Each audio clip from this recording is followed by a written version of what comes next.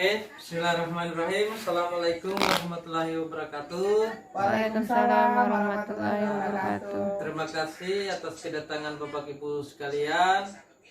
Insya Allah pada pertemuan kita kali ini kita akan membahas terkait mengenai hak anak. Yang dimaksud hak anak ini adalah yang harus diperoleh oleh anak kita. Yang pertama yang kita harus ketahui adalah hak anak itu adalah hak hidup.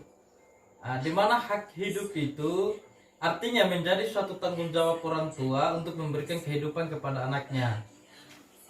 Anak dia butuh ASI, maka kita harus memberikan ASI, atau biasa dikenal sekarang itu ASI itu digantikan dengan susu. Yang kedua itu terkait mengenai imunisasi. Imunisasi itu biasa diberikan pada saat posyandu. Sehingga ibu-ibu yang memiliki anak yang masih usia balita itu harus, dalam pemerintah itu telah menyiapkan di dalam suatu puskesmas itu untuk melakukan posyandu. Salah satunya itu memberikan imunisasi kepada anaknya. Yang ketiga, misalnya contoh yang contoh hak hidup. Yang kedua, hak anak itu adalah hak tumbuh. Hak tumbuh, anak mampu mengembangkan apa yang ada di dalam dirinya, sehingga ada fasilitas yang disebut misalnya anak mempunyai hak untuk mendapatkan pendidikan. Pendidikan misalnya kayak contoh-contoh di sekolah SD, SMP, dan SMA, bisa juga di playgroup.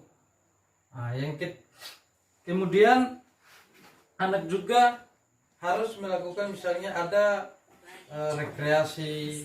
Rekreasi ini kalau misalnya kita di kampung-kampung, boleh saja ia rekreasi bersama teman-teman. Bermain juga itu merupakan suatu rekreasi bagi anak. Kemudian perlindungan yang dimaksud di sini adalah perlindungan dari orang tuanya.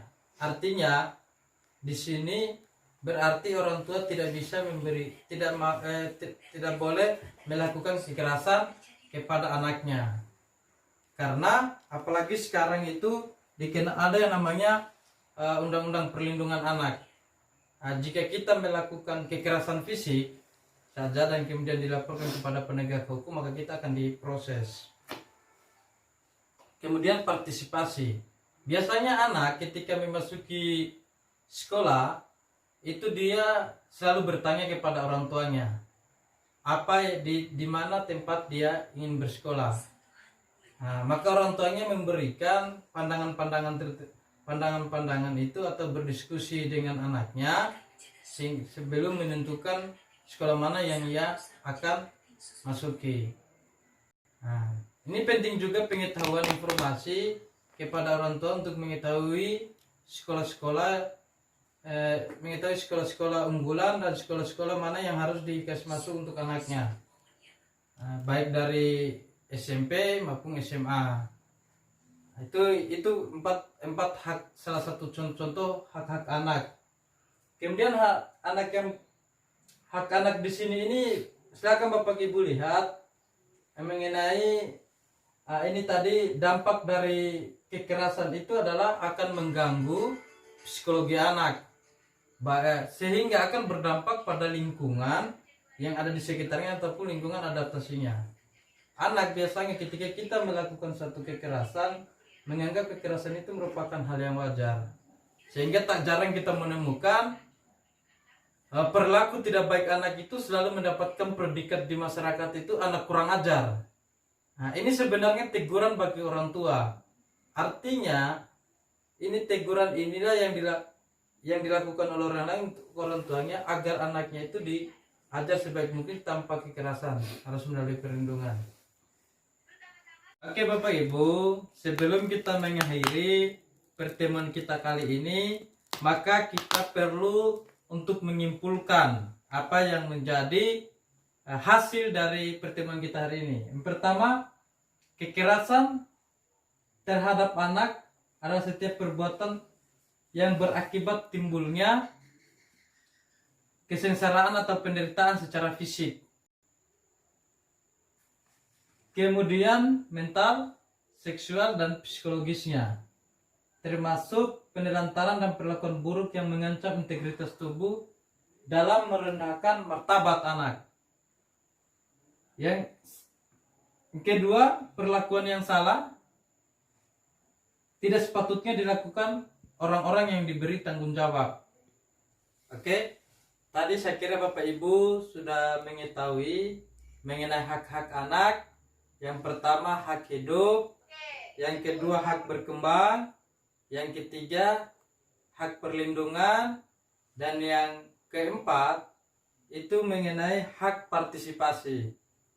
Nah, sehingga dalam hak-hak anak ini harus dikelola dengan baik oleh orang tua. Nah, maka untuk mengelola dengan baik oleh orang tua harus mengetahui jenis perlakuan yang salah. Di sini ada 4. Di buku pintarnya ada 4 mengenai jenis perlakuan yang salah. Yang pertama kekerasan. Nah, contoh kekerasan ini misalnya mencubit kulit tangannya atau telinganya jika anak itu misalnya berbuat salah. Yang kedua eksploitasi. Nah, yang dimaksud eksploitasi ini misalnya begini. Anak baru pulang sekolah, sebelum dipersilakan makan misalnya kita menyuruhnya cuci piring dulu. Nah, ini masuk kategori eksploitasi orang tua terhadap anak.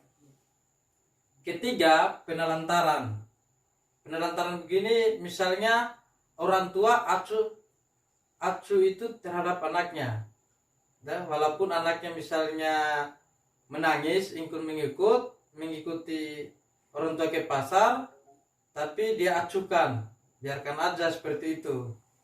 Nah, apa yang mengurus? Yang ketiga, pembahayaan. Nanti masuk pembahayaan misalnya begini, bapak ibu misalnya tidak mengantar anaknya di sekolah, padahal anaknya ini misalnya baru masuk kelas 1 SD. Nah, sementara sekolahnya di pinggir jalan, itu masuk jalur lalu lintas, itu sangat membahayakan bagi anak jika tidak diantar. Nah, inilah merupakan jenis perlakuan yang salah yang harus kita ketahui sehingga tidak membahayakan anak kita dan hak-hak anak kita itu bisa tercapai.